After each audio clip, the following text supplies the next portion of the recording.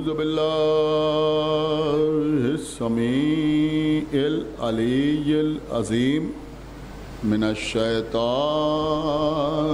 लईनिर रजीम बिस्मिल्लाहिर रहमानिर रहीम अल्हम्दुलिल्लाहिल्लज़ी हदाना लिहाज़ा वमा कुन्ना लिनहतदिया लौला अन हदानल्लाह लक़द जाअत रसूलु रब्बिना bill हक़ अस्सलातु वस्सलाम अला साहिबिद्दीन वल इस्लाम वल हिल्ल वल हराम वल रुक्न वल मकाम वस्सलात वस्सयाम वस्सुजूद वल क़याम वश्शरीअत वल अहकाम वल हुज्जत वल बुरहान वल मुहब्बत वल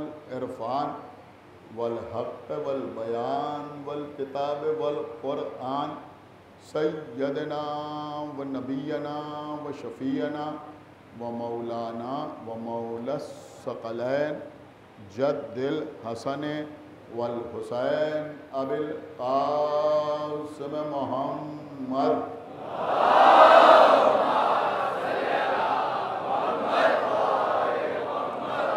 व अला अहल बैतिहि तय्यबीन अत्ताहिरीन अल-मासूमीन अल-मज़लूमीन अल-मुंतखबीन अल-मुंतजबीन अल्लज़ीना अज़हबल्लाहु अन्हुमुर रिज्सा व तह्हरहुम तत्हीरा।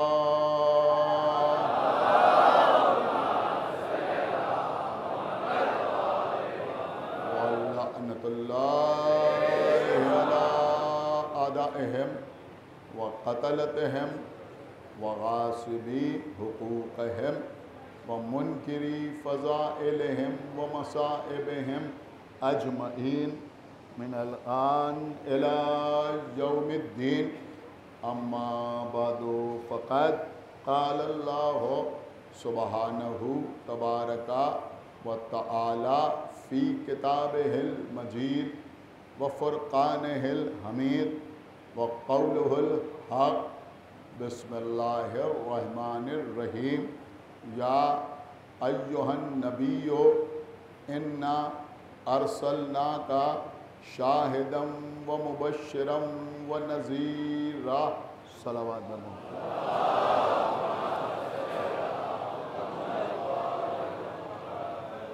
हज़रत, ये सूरह मुबारका अहज़ाब की 45वीं आयत है,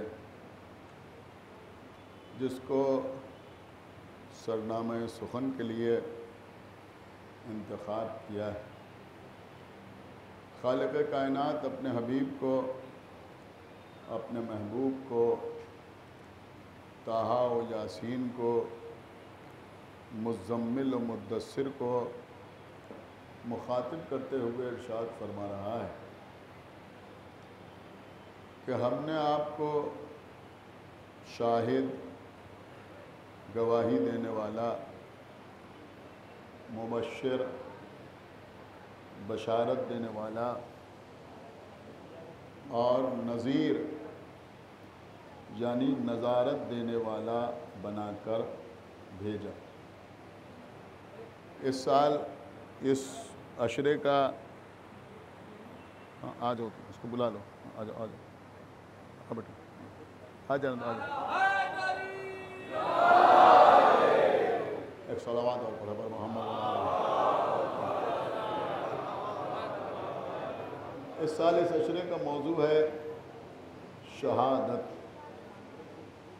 क्या हो रहा है घर भाई? बच्चे क्या कर रहे हैं?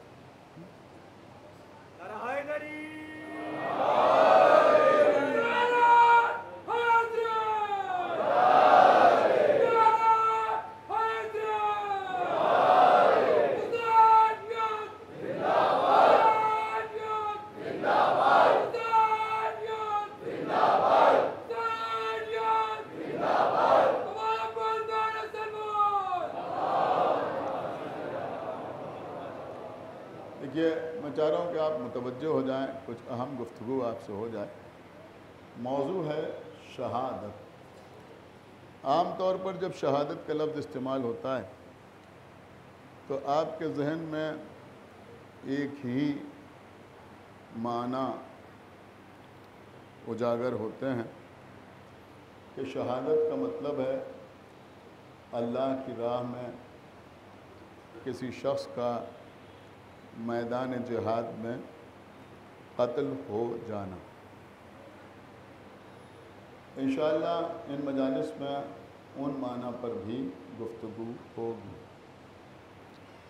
लेकिन शहादत के बहुत से माना हैं। अब उन सारे माना पर, उन सारे मफ़ाहीम पर हम आपसे बात करने से कासिर हैं। ख़ुसूसियत के साथ शहादत के 3 माना उलमा ने बयान किए। थोड़ा सा तवज्जो के साथ सुने।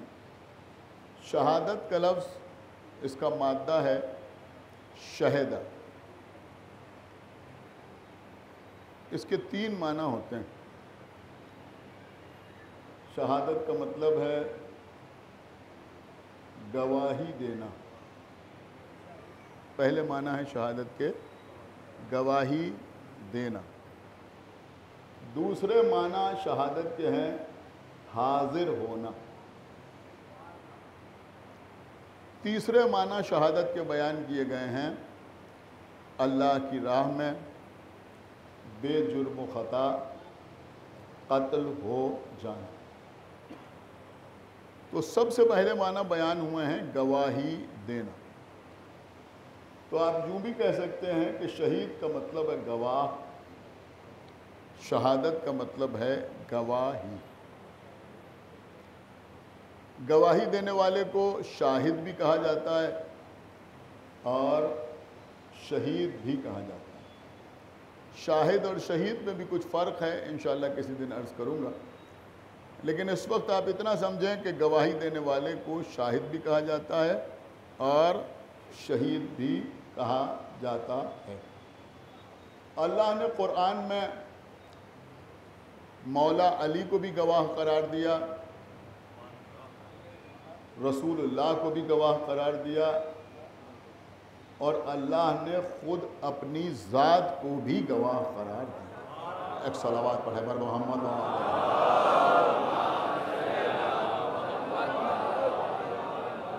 तो आइए आज की मजलिस में गुफ्तगू अल्लाह से शुरू करते हैं। अल्लाह से गुफ्तगू शुरू करते हैं। इरशाद हो रहा है कुरान मजीद में कि इन्नल्लाह अला कुल्ले शैइन शहीद, जिसे आप एक आयत बार बार सुनते हैं, इन्नल्लाह अला कुल्ले शैइन कदीर, या मसलन कहीं कहीं आया है अलीम, लेकिन यहाँ पर क्या आया, इन्नल्लाह अला कुल्ले शैइन शहीद, कि अल्लाह हर शय पर शहीद है।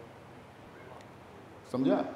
अल्लाह हर शय पर गवाह है। यानी जहाँ जहाँ लफ्ज़ शय का इतलाक़ होता है वहाँ वहाँ अल्लाह की गवाही मौजूद है, अल्लाह की शहादत मौजूद है। तो अल्लाह हर शय पर गवाह है। ज़मीन पर गवाह है, आसमान पर गवाह है, सितारों पर गवाह है, दरियाओं पर गवाह है, उनमें बहने वाली कश्तियों पर गवाह है, हैवानात पर गवाह है, इंसानों पर गवाह है, हम में पैदा होने वाली कैफियतों पर गवाह है, माजी पर गवाह है, हाल पर गवाह है, मुस्तक़बिल पर गवाह है, अम्बिया पर गवाह है, रसुल पर गवाह है, औलिया पर गवाह है, औसिया पर गवाह है, मोमिनीन पर गवाह है। समझ रहे हैं आप? मोमिनीन पर गवाह है। इंतहा यह है कि अपने हबीब पर गवाह है, अपने हबीब की गवाही देने वालों पर गवाह है। एक सलावत पढ़े बर मोहम्मद व आले और अजीज़ों, हम भी कभी कभी अल्लाह को गवाह बनाते। अल्लाह को गवाह बनाने का मतलब आप समझे क्या होता है? खुदा के लिए आज की मजलिस को बहुत गौर से सुनिएगा, बहुत सी बातें आपके काम की होंगी। ये जो आप कसम खाते हैं अल्लाह की, इसका मतलब होता है अल्लाह को गवाह बनाना। कस्में तो आप बहुत सिखाते हैं ना, कुरान की कसम, काबे की कसम, अपनी जान की कसम, समझ रहे हैं आप, हमारे बच्चों की कसम, हमारे खून की कसम, हमारी इज्जत की कसम, लोग कहते हैं हमारी रोज़ी की कसम, बहुत सी कस्में लोग खाते हैं। फिर कुछ बड़ी बड़ी शख्सियतों की कसम भी खाई जाती है, जनाब अमीर की कसम, मौला अली की कसम। थोड़ा सा मौजू खुश्क है, लिहाजा एक जुमला अर्ज करूं कि कसम खाई जाती है, और मैं समझता हूं कि उस कसम को लोग आसानी से नहीं खाते। मौला अब्बास की कसम, आसानी से लोग कसम नहीं खाते। एक शेर है बहुत मशहूर है, और जाहिर सी बात है कि हमारा बहुत बचपना रहा होगा कि कहीं मुसालमा हुआ था, उसकी तरह हुई थी कि कातिल कहीं चढ़ाए हुए आस्ती ना हो, कातिल कहीं चढ़ाए हुए आस्ती ना हो। तो उस वक्त एक शायर थे, शिया नहीं थे, अहले सुन्नत थे, नसीर नातकी, कुल गुलाम हुसैन पर रहते थे, लेकिन फ़कत मदह अहले बैत की महफिलों में शिरकत करते थे। एक सलावत पढ़े हमने अपनी तालिब इल्मी के ज़माने में उनको देखा भी है और सुना भी है। तो उन्होंने उस तरह में एक शेर कहा था जो बहुत ज़्यादा मशहूर है, लेकिन शायद अक्सर लोग शायर का नाम नहीं जानते। उन्होंने फरमाया कि अब्बास की वो झूठी कसम खा के देख ले।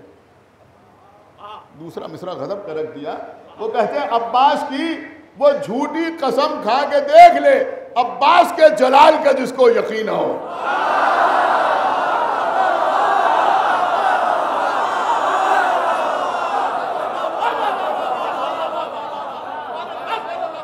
एक सलावत पढ़ दे मोहम्मद वाले मोहम्मद।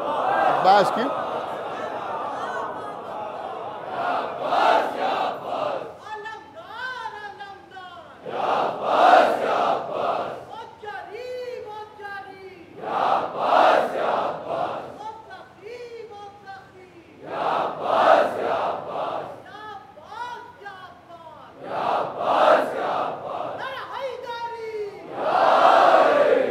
सुनिए, देखिए क़िबला कसम का मामला भी बड़ा अहम है।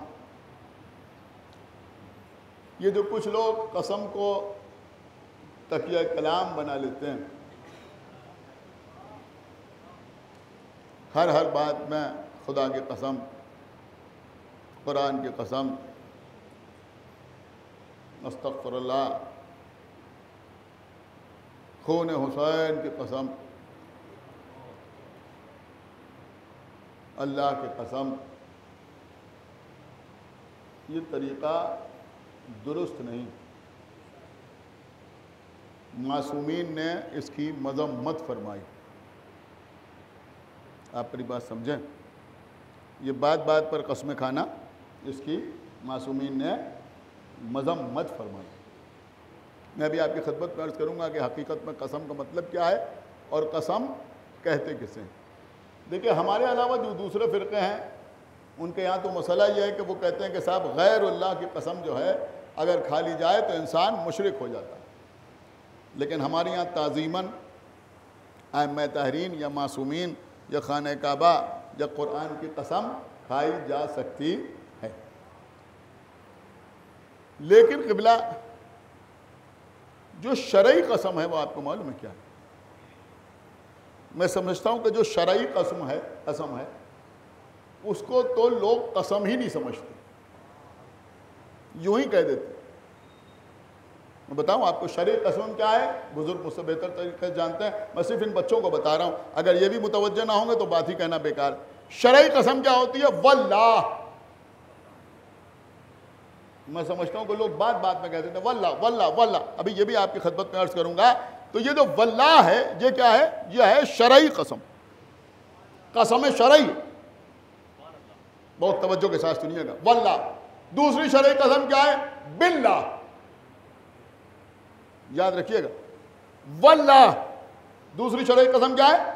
बोलो बेटा, बिल्लाह। तीसरी शरई कसम है तल्लाह। वल्लाह, बिल्लाह, तल्लाह। समझा? वल्लाह, बिल्लाह, तल्लाह। ये 3 हैं शरई कसमें। इन कसमों का मसला यह है कि अगर इस तरह से कसम खाकर कोई अहद किया जाए, सुनिए इसमें कुछ शराइत भी हैं, वो मैं बाद में आपकी खिदमत में अर्ज करूंगा। कोई अहद किया जाए, कोई बात कही जाए, वल्लाह अगर ऐसा हो गया तो मैं ऐसा करूंगा, बिल्लाह मैं इस शख्स को इतने रुपए दूंगा, तल्लाह मैं अपनी जमीन अपने इस बेटे के हवाले करूंगा। अगर शरई कसम खा के कोई बात इस तरह से कही जाए और फिर इंसान उस कसम को तोड़ दे तो उस पर कफारा वाजिब होता है। एक सलावत पढ़ दे पर मोहम्मद व आले मोहम्मद। सुन लीजिए मेरे, समझ रहे हैं? उस पर कफारा वाजिब होता है। आप जानते हैं वो कफारा क्या है? और बाकायदा ऐसा कफारा वाजिब होता है। कुछ मामलात ऐसे हैं कि जहाँ कफारा होता है लेकिन कफारे को मुअय्यन और मुतअय्यन नहीं किया जाता, जो चाहे वो आपने कफारे में दे दिया, 10 रुपए 20 रुपए 30 रुपए आपने कफारे में दे दी। लेकिन बाद मामलात ऐसे होते हैं जहाँ कफारे का तयन होता है कि आपको यही करना है। मसलन हज में जो कफारे वाजिब होते हैं, आपको एक भेड़ या एक बकरा या ये या वो या ऊँट, इस तरह के कफारे होते हैं। इसी तरह से यहाँ भी कफारे जो हैं वो बाकायदा मुकर्रर। अगर कोई शरई कसम खाता है और उसके बाद उस कसम को तोड़ता है तो उसके लिए कफारा आपको मालूम है क्या है? या तो 10 मिस्कीनों को खाना खिलाए, और खाना भी यूं ही नहीं कि चटनी रोटी खिला दी। सुने मेरी बात, जो लिखा है वही पढ़ लो बेटा। औसत दर्जे का खाना खिलाए। अब मेरे ख्याल में औसत दर्जे का आप समझ गए ना? औसत दर्जे का जो आप खाते हैं, औसत दर्जे का खाना 10 मिस्कीनों या यतीमों को आप खिलाएं, यह है कफारा। खाना ना खिलाएं तो 10 मिस्कीनों को लिबास दें, कपड़े पहनाएं उन्हें, या फिर एक गुलाम आजाद करें, जो मेरे ख्याल में आजकल मुमकिन नहीं।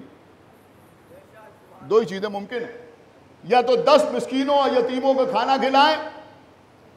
देखिए बड़े खामोश हो गए लोग सुन रहे हैं, और जाहिर सी बात है कि ऐसी बातें खामोशी रह के सुनी जाती है।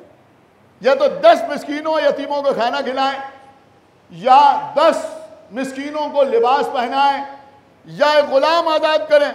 और अगर इनमें से कुछ नहीं कर सकते हैं तो 3 दिन मुसलसल रोजा रखें। एक सलावत पढ़े पर मोहम्मद व आले मोहम्मद। अब मेरे ख्याल में अगर आज की मजलिस का ये टुकड़ा याद रहेगा तो इंशाअल्लाह कोई कसम खाएगा तो सोच समझ के कसम खाएगा। एक सलावत और पढ़े पर मोहम्मद व आले मोहम्मद। ये मैंने जो अर्ज किया, ये जो शरई कस्में हैं वल्लाह बिल्लाह तल्लाह, उनके लिए अगर ऐसी कसम खा के कोई अहद कर लिया जाए तो फिर आपके ऊपर ये कफ़ारा वाजिब हो जाता है। ये कफ़ारा वाजिब हो जाता है। लेकिन इसमें कुछ मसाइल है। मसाइल क्या है? मसला यह है कि कस्में भी 3 तरह की होती हैं। कुछ गैर इरादी कस्में होती हैं, जैसे कि मैंने आपकी खिदमत में अर्ज किया कि मना तो किया गया है, लेकिन जैसे गैर इरादी तौर पर लोग कहते हैं वल्लाह वल्लाह वल्लाह, तो ये कसम मुनक्किद नहीं होती, इस कसम की कोई हैसियत नहीं होती।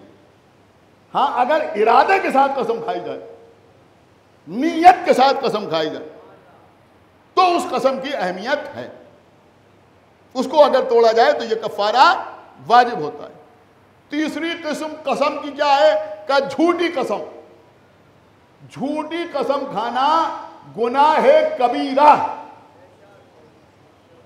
और ऐसा गुनाह है कि जिसका इजाला कफारे से भी नहीं होता।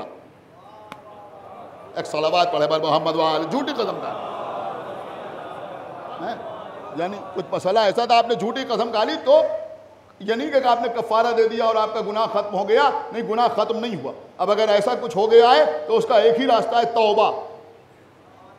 अब अल्लाह को इख्तियार है कि वो तौबा को कबूल करे या कबूल न करे। लेकिन अगर कोई शख्स गुस्से के आलम में कसम खा ले, गुस्सा आ गया और कसम खा ली, तो वो भी कसम नहीं होती।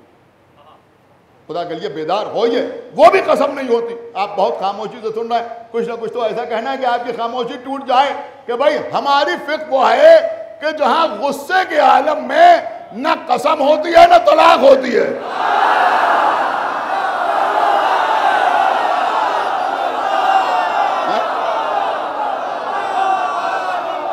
एक सलावत पढ़ दे पर मोहम्मद वाले मोहम्मद।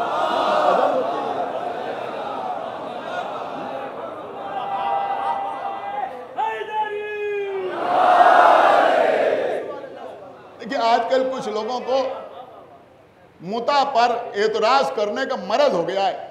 हमारे बड़े भाई मौलाना अली मुत्तकी ज़ैदी साहब क़िबला ने एक मजलिस में बड़ा खूबसूरत जवाब दिया। कहा लोग कहते हैं शियों में मुता होता है, ये मुता क्या है, मुता क्या है, मुता क्या है? उन्होंने कहा मां मुता कुछ भी हो मगर तुम्हारे निकाह से मजबूत है।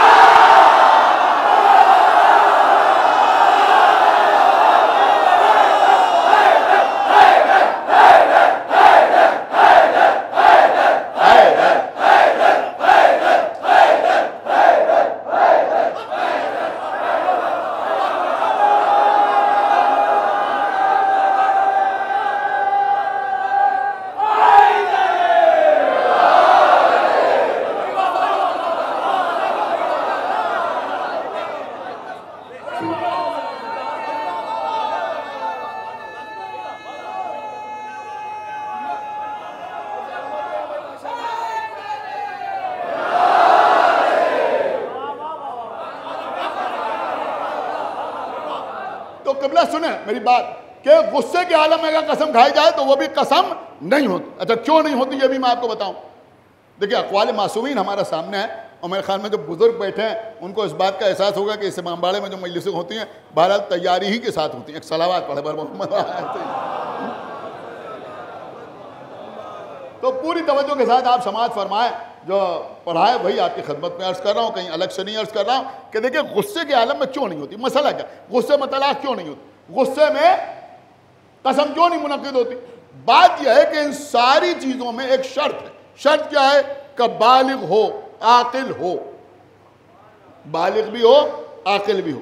इसका मतलब ये हुआ अक्ल शर्त है। आपने गौर नहीं किया, अक्ल जो है शर्त। अगर दीवाना कसम खा रहा है तो उसकी कोई हैसियत नहीं है, पागल आदमी कसम खा रहा है तो उसकी कोई हैसियत नहीं। आपको पता है ये जो लोग बहुत आराम से कहते हैं कि हमें गुस्सा बहुत जल्दी आ जाता है, इसका मतलब आपको पता है क्या हुआ। कहते देते उनके साहब हमसे गुस्सा बर्दाश्त नहीं होता, हमें गुस्सा आ जाता है। इमाम ने क्या फरमाया, इमाम ने फरमाया है कि गुस्सा जो है वो जुनून है। जुनून किसे कहते हैं, पागलपन। यानी जितनी देर आप गुस्से के आलम में रहते हैं पागल रहते हैं। हाय हाय हाय भाई सलावत पढ़े वाले मोहम्मद वाले मोहम्मद। इसीलिए पढ़े लिखे उलमा या समझदार शुअरा आइम्मा मासूमीन के लिए जलाल का लफ्ज इस्तेमाल करते हैं, गुस्से का लफ्ज इस्तेमाल नहीं करते। इसलिए गुस्सा क्या है कि ये पागलपन है, ये जुनून है। और इमाम ने इसकी दलील भी दी है। देखिए आप मेरी तरफ मुतवज्जह है, इमाम ने फरमाया है कि गुस्सा जो है ये जुनून है। इसकी दलील यह है कि जो समझदार आदमी होता है जब गुस्सा उसका उतर जाता है तो उसे पछतावा होता है। यानी गुस्से में जो काम किया है उसके लिए पछतावा होता है कि मुझे गुस्सा क्यों आ गया। ये पछतावा बताता है कि जो गुस्सा जो है जुनून है। फिर इमाम ने फरमाया कि अगर गुस्से के बाद किसी को पछतावा न हो तो ये समझो कि उसका जुनून मुस्तकिल है। आपने गौर नहीं किया। यानी अगर कोई कहा कि साहब मुझे गुस्सा आता है लेकिन बाद में पछतावा नहीं होता तो ये समझिए कि ये परमानेंट पागल है।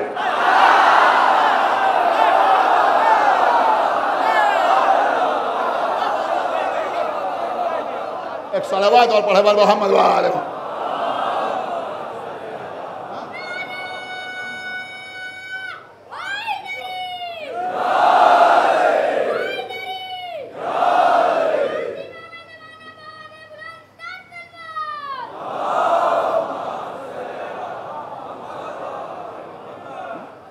समझ रहे आप, इसका मतलब ये हुआ कि ये परमानेंट पागल हो गए। ये मैं नहीं कह रहा हूं, मौला फरमा रहे हैं।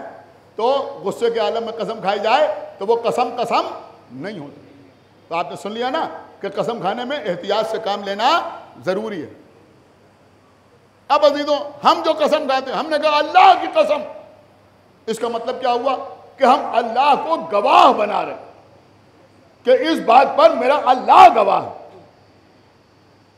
समझा? हमने कहा वल्लाह हम इमाम बाड़ा अबू बकर में मजलिस में फ़ज़ाइल अहले बैत ही बयान करेंगे। तो मतलब यह हुआ कि हम अल्लाह को गवाह बना रहे हैं। समझ रहे हैं? इसीलिए खुदावंद आलम कुरान मजीद में कह रहा है कि इन्नल्लाह अला कुल्लि शैइन शहीद, अल्लाह जो है वो हर शय पर गवाह है। अब सुनिए क़िबला, कभी कभी अल्लाह भी गवाह बनाता है। सुना ये मजमा, कभी कभी अल्लाह भी गवाह बनाता है। अल्लाह कैसे गवाह बनाता है? माशाअल्लाह, देखिए कल मैंने इसीलिए जोर दिया था कि आप कुरान जरूर पढ़िए, कुरान जरूर पढ़िए, जरूर जरूर पढ़िए।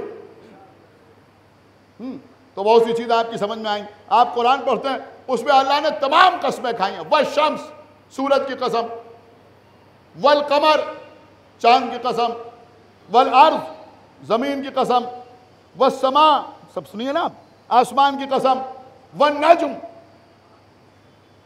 सितारे की कसम, वल लैल, रात की कसम, वल ज़ुहा, दिन की कसम, वल तीन, अंजीर की कसम, वल जैतून, जैतून की कसम। तो अल्लाह ने कुरान में बहुत सी कसमें खाई। यह अल्लाह के कसम खाने का मतलब क्या है?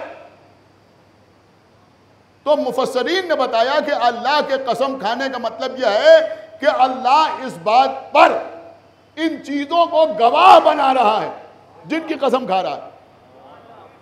अगर वो कह रहा है वल अस्र इन्नल इंसाना लफी खुस्र, देखिए खुदा के लिए समझे, पढ़े लिखे लोग यहां बैठे हुए, वल अस्र इन्नल इंसाना लफी खुस्र, अस्र की कसम, सारे इंसान घाटे में हैं। तो अस्र का मतलब हुआ जमाना, यानी जमाना इस बात पर गवाह है कि सारे इंसान खसारे में। वह शम्स, सूरज की कसम, अल्लाह सूरज को गवाह बना रहा है। वल कमर, चांद की कसम, अल्लाह चांद को गवाह बना रहा है। वल लैल, रात की कसम, अल्लाह रात को गवाह बना रहा है। वल यौम, दिन की कसम, अल्लाह दिन को गवाह बना रहा है। वह तीन, वल जैतून, अल्लाह तीन और जैतून को गवाह बना रहा है। अब मेरे ख्याल में ये बात तो आप जानते हैं कि अल्लाह किसी मसले में उसी को गवाह बनाएगा जो उस मसले के रूनुमा होने से पहले से मौजूद हो। क्या सुना है समझ में ने? अल्लाह जाने आप कहां पहुंच गए। मैं क्या अर्ज कर रहा हूं, जो उससे पहले से मौजूद हो। अब अल्लाह कह रहा वल अस्र इन्नल इंसाना लफी खुस्र, अस्र की कसम, सारे इंसान खसारे में है। तो जमाना पहले से है, वक्त पहले से है, अस्र पहले से है, इंसान बाद में है। तभी तो अल्लाह जमाने को गवाह बना रहा है कि अस्र की कसम, सारे इंसान खसारे में हैं। बस मैंने मुख्तसर किया बात को। जिस अल्लाह ने सूरज की कसम खाई, चांद की कसम खाई, सितारे की कसम खाई, आसमान की कसम खाई, तीनों जैतून की कसम खाई। अल्हम्दुलिल्लाह आप हदीस किस्सा पढ़ते हैं, लेकिन जब आले मोहम्मद का मसला आया तो अपने फरिश्तों के सामने अल्लाह ने न सूरज की कसम खाई, सुना आपने, न चांद की कसम खाई, न सितारों की कसम खाई, न जमीन की कसम खाई, न आसमान की कसम खाई। फिर अल्लाह ने कसम क्या खाई? एलमू या मलाइकती व या सुक्काना समावाती व इज्जती व जलाली। यानी अल्लाह कह रहा ए मेरे आसमान के रहने वालों, ऐ मेरे मलाइका, मैं जमीन की नहीं, आसमान की नहीं, सूरज की नहीं, चांद की नहीं, जमाने की नहीं, इसलिए कि ये सब आले मोहम्मद के बाद पैदा हुए हैं। मैं अपनी इज्जत की कसम खा रहा हूं।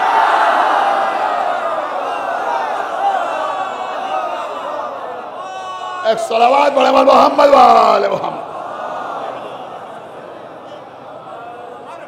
व इज्जती व जलाली, मैं अपनी इज्जत की कसम खा रहा हूं, मैं अपने जलाल की कसम खा रहा हूं।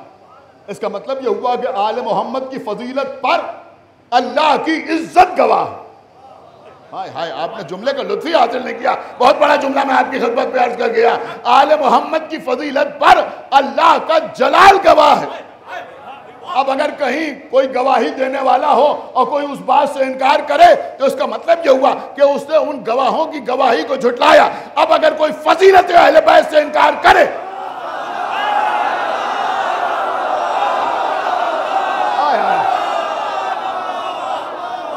अब अगर कोई अहले बैत की विलायत से, उनकी तहारत से, उनकी सखावत से, उनकी शजाअत से, उनकी अजमत से इनकार करे तो ये समझिए कि वो अहले बैत की फजीलत से इनकार नहीं कर रहा है, बल्कि अल्लाह की इज्जत और जलाल को झुठला रहा है। एक सलावत पढ़े मोहम्मद वाले मोहम्मद।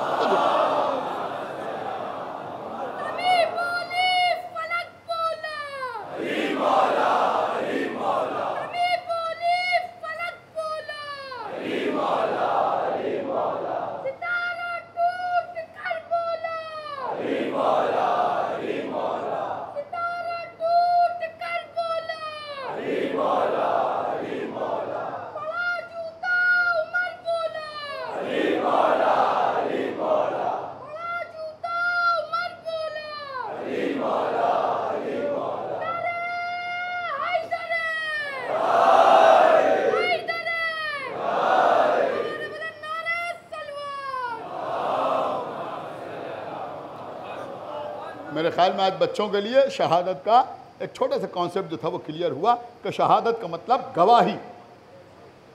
शहादत का मतलब गवाही। इन्हीं माना में अल्लाह भी शहीद, इन्हीं माना में अल्लाह भी शहीद। बार बार अल्लाह ने वकफा बिल्लाह शहीद, शहादत के लिए अल्लाह काफ़ी है।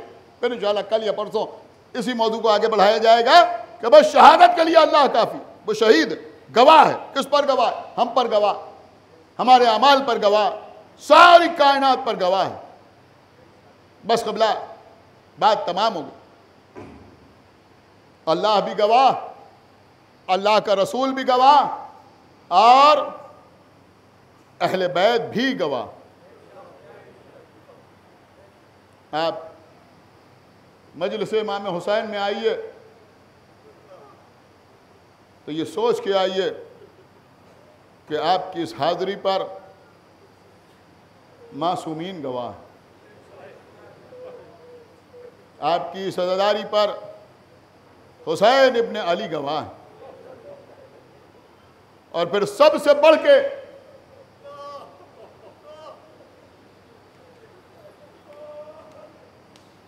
हुसैन की वो दुखिया माँ गवाह है जिसकी गवाही को जालिम के दरबार में न मानेंगे। और बीबी बगैर अपना हक लिए हुए रोती हुई वापस आई।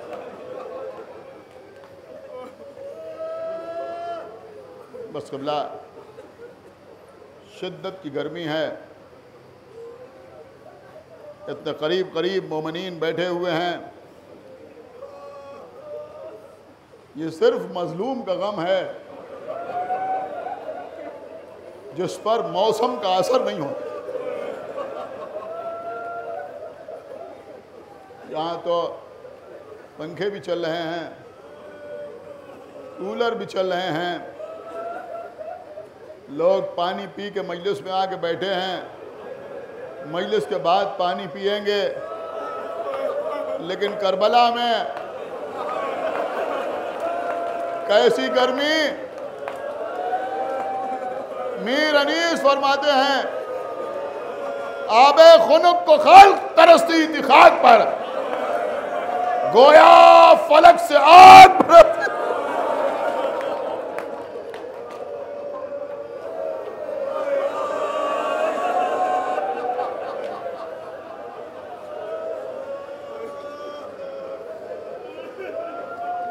आप रोने लगे। रोते रोते सुनिए, मैं चाहता हूँ मौजू मसाइब तक मुकम्मल हो जाए। वल्लाह बिल्लाह तल्लाह, हमारे और आपके चौथे इमाम करबला के बाद जब मदीने की गलियों से निकलते थे और देखते थे कि कोई कस्साब किसी गोश्तबंद को ज़बह करने के लिए ले जा रहा है, तो आगे बढ़ के उससे पूछते थे, भाई तू इस जानवर को ज़बह करेगा? वो कहता था हाँ। फरमाते थे, तू इसे ज़बह करने से पहले पानी ज़रूर पिला लेना। वो हाथ जोड़ के कहता था, मौला हम आपके जद का कलमा पढ़ने वाले, हम उस वक्त तक जानवर को ज़बह नहीं करते जब तक 3 मरतबा पानी ना पिलाते।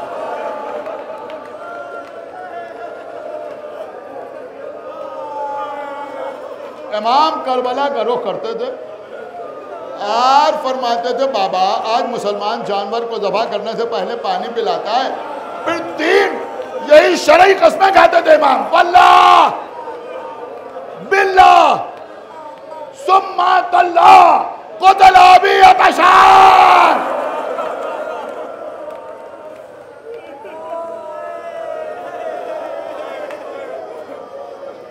ये कसमें खाने के बाद फरमाते थे, मेरा बाबा करबला में प्यासा मारा गया। अब इमाम जो कसम खा के कहें, उसके बाद भी किसी को कोई दलील चाहिए, कोई सबूत चाहिए। प्यास, करबला वालों की प्यास। हाँ अजीजों, यही तशरगी तो है जिसके लिए आका हुसैन ने कहा था, बेटा सैयद सज्जाद जब कैद शाम से छूट के मदीने जाना तो हमारे शियों को हमारा सलाम कह देना, और ये कह देना कि जब ठंडा पानी पीना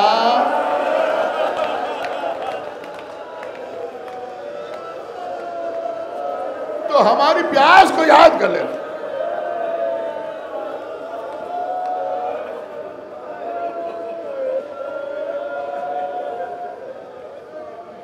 खुदा आपको किसी गम में न रुलाए सिवाय गम सरकार सैयद शुहदा।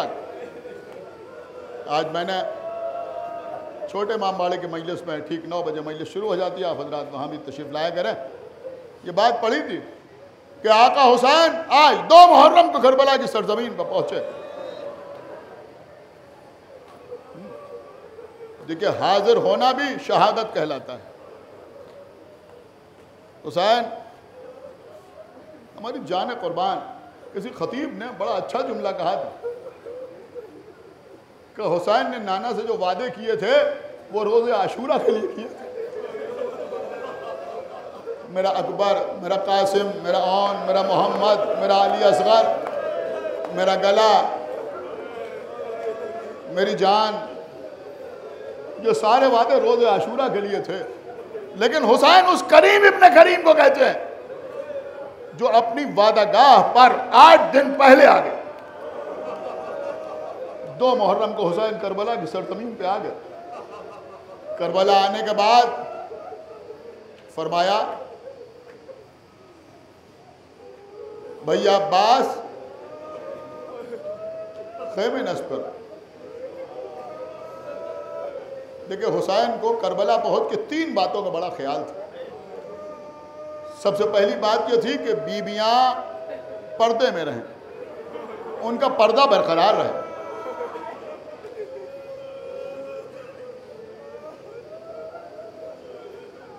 उनका पर्दा बरकरार रहे। तो खेमे आपको मालूम है कैसे लगवाए इमाम हुसैन ने? जो लोग करबला ज़ियारत के लिए गए हैं वो मुखय्यम गए होंगे, खेमागाह गए होंगे। यहाँ भी दियानतुद्दौला की करबला में जो इमारत बनी हुई है जिसको लोग कच्ची करबला कहने लगे हैं, वो कच्ची करबला वाला नहीं है बल्कि वो खेमागाह है, खेमागाह की शबीह है, जहाँ पर इमाम हुसैन के खेमे नस्ब हुए। जो वहाँ गए हैं वहाँ देखें और यहाँ देखें तो आपकी समझ में आएगा कि पहले जैसे वहाँ खेमागाह बनी हुई थी बिल्कुल उसी की शबीह यहाँ बनाई। जब आप अंदर दाखिल होते हैं तो साइड में अमारियों की शबीह है, इसलिए कि जब खेमे लगते थे तो ऊँटों से उतार के अमारियाँ 2 रोया लगा दी जाती थी। वो जो इधर उधर आपको दर ऐसे दिखाई देते हैं वो अमारियों की शबीह है। और उसके बाद यहाँ भी आप जाएँ वहाँ जाएँ मुखय्यम में तो सबसे पहले जो खेमा है वो आका अब्बास का खेमा। मैं कहूँगा क्यों ना खेमा दरवाजे पर हो, इसलिए कि अब्बास बाबुल हुसैन है। इमाम हुसैन ने अंसार के खेमे लगवाए, दोस्तों के खेमे, इस तरह से खेमे लगे। दोस्तों के खेमों के बाद बनी हाशिम के खेमे, बनी हाशिम के खेमों के बाद बीबियों के खेमे, और बीबियों के खेमे के बीच में शहजादी ज़ैनब का खेमा। एक जुमला कहूं, मेरे ख्याल में आप अपने आंसुओं को रोक न पाएंगे। ये जो आप मजलिसों में सुनते हैं कि जब अकबर का लाशा आया तो ज़ैनब खेमे से बाहर आ गए, ज़ैनब खेमे से बाहर आई थी, मैदान में नहीं आई।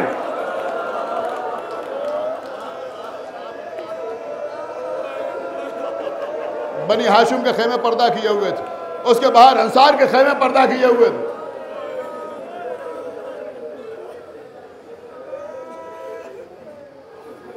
मकसद ये था कि बीबियों का पर्दा बरकरार रहे। दूसरा ख्याल किस बात का था, हमारे लाशें दफन हो जाए। लिहाजा बनी असद को बुलाया था और कहा था कि देखो जब हम कत्ल कर दिए जाएं और हमारे लाशें यहाँ पड़े हुए हों तो तुम अपने घर से निकल आना, हमारे लाशों को पहचान पहचान के दफन कर देना, हमारा बेटा आएगा उसकी मदद करना। उसके बाद कहा तुम जाओ अपने घर की खवातीन को भेज दो। खवातीन आई, उनसे कहा देखो अगर तुम्हारे मर्द हमें दफन करने के लिए ना आए तो तुम घर से बाहर आ जाना, और उनको हिम्मत दिला के भेजना कि तुम्हें क्या हो गया है, फर्जंद रसूल का जनाजा बेगोरो कफन पड़ा हुआ है, तुम घर में बैठे हो।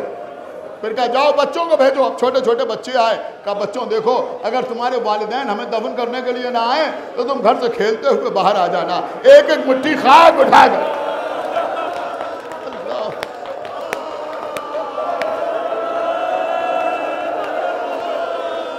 हमारी लाशों में डाल देना।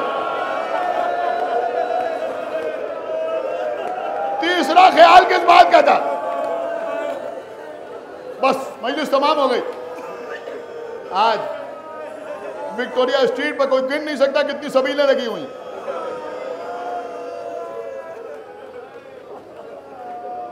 इस हिंदुस्तान में जो मुसलमान नहीं है वो भी हुसैन के नाम पर पानी पिलाते हुए नजर आते हैं। ख्याल है कि जैसे करबला में प्यासा शहीद किया गया, वो हिंदुस्तान आना चाहता था। अरबाइन में करबला जाइए, छोटे छोटे बच्चे हाथ में पानी लिए हुए दौड़ रहे, पानी पी लीजिए, पानी पी लीजिए। यहाँ बच्चे पानी के कूदे लेके दौड़ रहे, पानी पी लीजिए। करबला में खाली कूदे लिए बच्चे।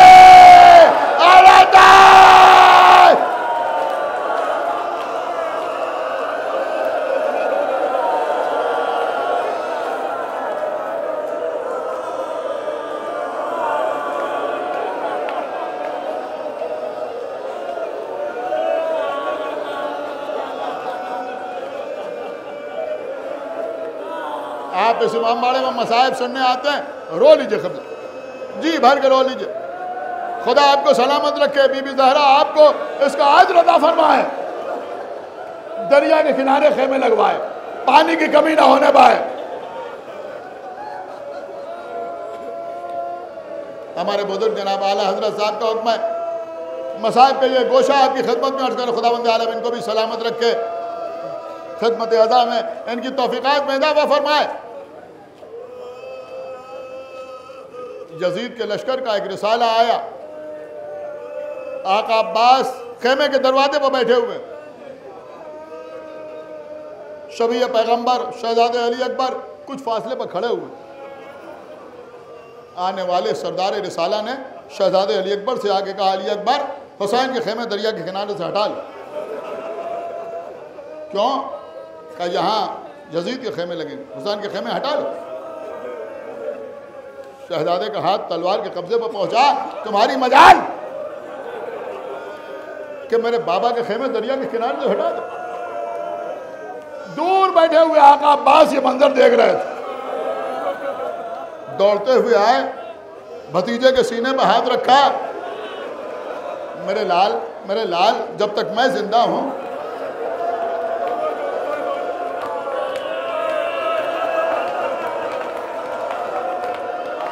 तुम्हें तलवार चलाने की जरूरत नहीं है। अली अकबर चचा के एहतराम में कुछ पीछे हटे। आका अब्बास आगे बढ़े, क्या कहते हो? उन्होंने कहा हुसैन के खेमे दरिया के किनारे से हटा लो। खुदा सलामत रखे रोने वालों को। आका हुसैन के खेमे तुम हटाओगे? आवाज बुलंद हुई। हुसैन ने खेमे में यह आवाज सुनी। वो वलीद का दरबार था, जहां हुसैन की आवाज बुलंद हुई तो अब्बास दरबार में दाखिल हुए। यहाँ अब्बास की आवाज बुलंद हुई, हुसैन खेमे से बाहर आ गए। बिफरे हुए शेर को देखा, हाथ तलवार के कब्जे पर देखा। शायद अब हुसैन की गैरत ने यह गवारा न किया। कहां तक भाई को रोके? वापस खेमे में गए। बहन ज़ैनब, दीन बचाने का वादा तुम्हारे भरोसे में किया था। ए बहन, आज तलवार नहीं चल रहा है। ए बहन, नाना के दीन को बचा लो। कहा भैया क्या करना है? कहा सिर्फ अब्बास को मैदान से वापस बुलाना है। ए ज़ैनब, तुम्हारे अलावा इस वक्त कोई और ये काम नहीं कर सकता। बीबी ज़ैनब ने कहा फिजा, आप जाएं, जाके मेरे भैया से कह दें कि तुम्हें तुम्हारी बहन बुला रही है। फिजा आए, शहजादे, आपको शहजादी ने खेमे में बुलाया है। तलवार से एक लकीर खींची, फरमाया देखो मैं शहजादी से मिलने के लिए जा रहा हूं, कोई एक कदम आगे ना बढ़ाए। खेमे में आए, जनाब ज़ैनब ने देखा गोद में पला हुआ भाई।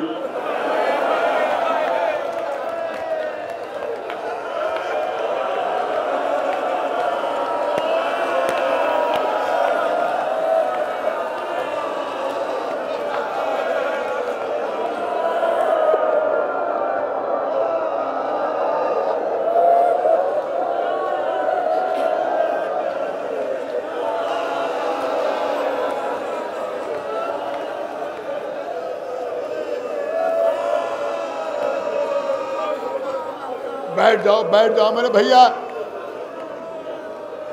शहजादी, अम्मा ने ये सिखाया ही कहा है कि आप खड़ी रहे, हम बैठ जाएं। तो भैया मेरा हुक्म समझ के बैठ जाओ। अब बैठे आका अब्बास। कैसे बैठे? जैसे आप तशहुद के आलम में बैठे, दो जानू होकर बैठे। अभी मैंने एक जुमला कहा, आपने बहुत गिरिया किया। गोद में पला हुआ भाई। बीबी ज़ैनब आगे बढ़ी, अब्बास के बालों में अपनी उंगलियों को पिरोया।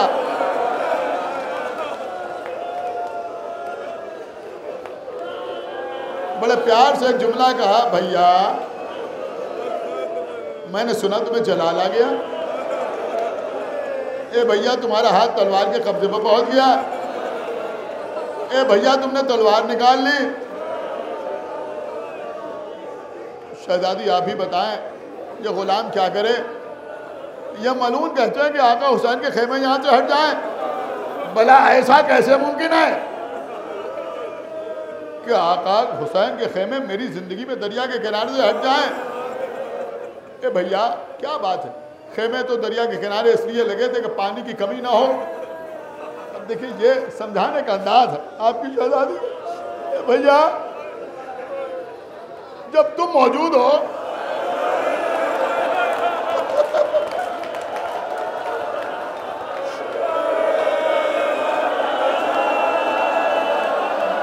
मौजूद हो तो परवाह क्या है? खेमे दरिया के किनारे हो या दरिया के किनारे से हट जाए। उठाया, आंसुओं से भीगा हुआ चेहरा। शहजादी, जो आप कहेंगी वही होगा। लेकिन बीबी, ये लोग मेरे आका को मजबूर समझ लेंगे। ठीक है भैया, तलवार चलाना चाहते हो, जाओ तलवार चलाओ, मैं तुम्हें नहीं रोकती, लेकिन मैं अपने सर के बाल खोल के दुआ करूंगी। बस ये सुनना था। तलवार को घुटने पर रख के तोड़ा, बीबी ज़ैनब की चादर पर सदका किया, कदमों में डाला। ए बीबी, हम अपने हाथों से खेमे हटा लेंगे। अरे अब्बास से खेमे हटा लिए, अय अब्बास, ज़ैनब का इतना एसरार, जरा आ जाओ असर के बाद, ज़ैनब के सर से चादर छीनी जा रही है। बस आखिरी जुमला मजलिस तमाम, यही सबब है जब सानिया ज़हरा के सर से चादर छीनी तो ज़ैनब ने नजफ का रुक करके बाबा को नहीं पुकारा, मदीने की तरफ देख के नाना को नहीं पुकारा, अम्मा को आवाज नहीं दी, हुसैन से फरियाद नहीं की, दरिया